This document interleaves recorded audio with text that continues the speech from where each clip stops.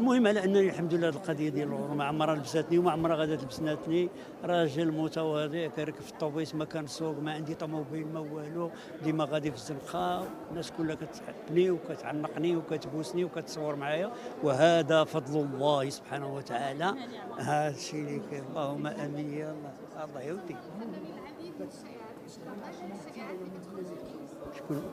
شوفي، انا بالنسبه لي شتي هذيك شائعات راه كتخلق لك واحد البوز عاوتاني غير. هو سيف ذو حدين.